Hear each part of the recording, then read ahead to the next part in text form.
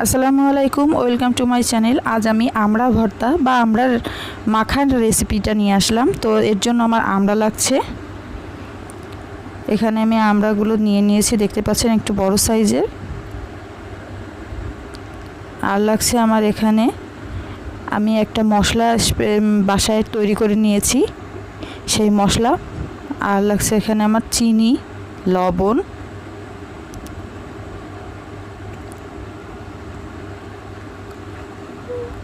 Kasundi, bit লবণ, কাঁচামরিচ আর শুকনো মরিচ আমি টেলে নিয়েছি। তো এই ভাজা মশলার রেসিপিটা, মানে আমি যে মশলাটা স্পেশাল তৈরি করে নিয়েছি, এই মশলার রেসিপিটা আপনারা আমার চ্যানেলেই পেয়ে যাবেন।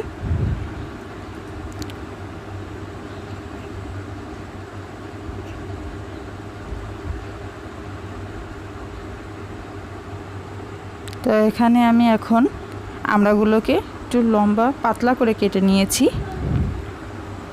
ভালোভাবে কেটে ধুয়ে পরিষ্কার করে নিয়েছি।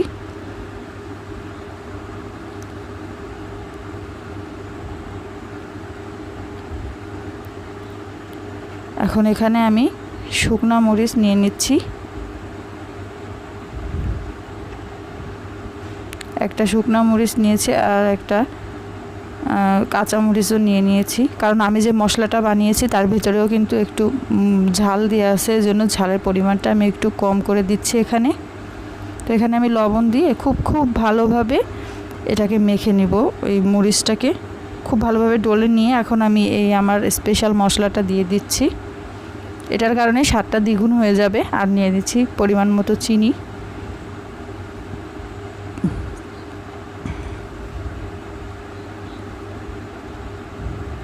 তো এখন এখানে আমি এই কাসুন্দিটা দিয়ে দিব।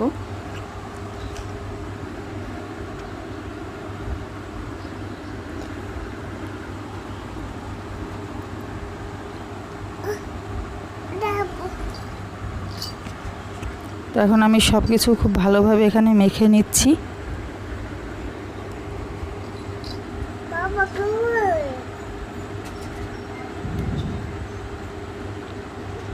খুব ভালোভাবে এটাকে মেখে মশলাগুলো যাতে এর ভিতরে ঢুকে যায় ভালোভাবে।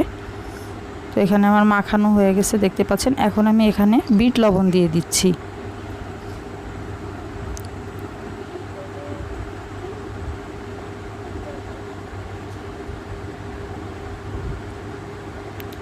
বিট লবণটা পরিমাণ মতো দিয়ে দিতে হবে।